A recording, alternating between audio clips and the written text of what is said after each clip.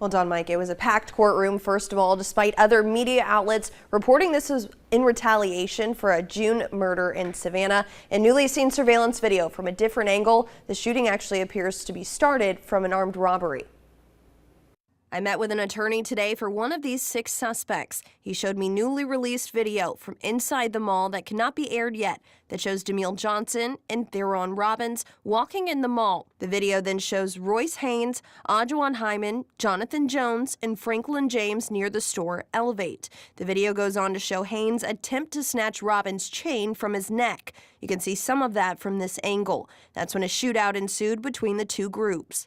Wednesday, all 6 were supposed to have a preliminary hearing. It was a packed courtroom. Families of all the suspects, the family of Tina Smith, the victim in this case, the DA, along with many people from her office. The state asked for a continuance in the case, giving them 30 more days essentially, saying she wants all 6 men in custody to have one record, one transcript, and to keep the cases together.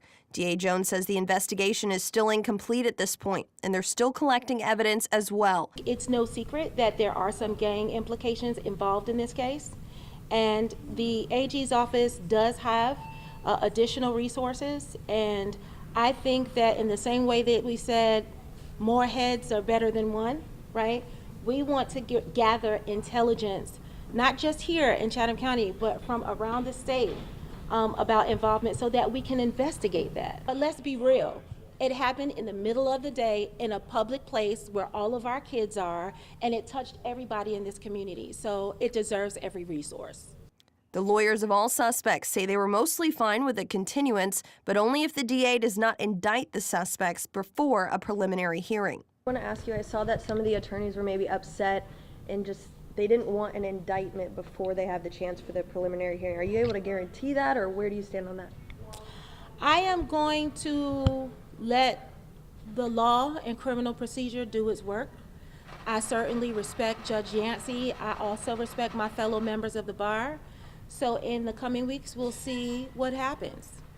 One of the suspects, Ajuan Hyman, had his charges upgraded from just possession of an illegal weapon to now include felony murder and aggravated assault. Those warrants were served to him in jail Wednesday morning. The only suspect still not in jail custody is 16-year-old Franklin James. He was expected to turn himself in Monday, but did not. His lawyer did appear in court for him Wednesday, but James still has not yet turned himself in. That new hearing for all 6 men is now scheduled for August 27th. Reporting live in studio, Madeline Bierster, WTOC News.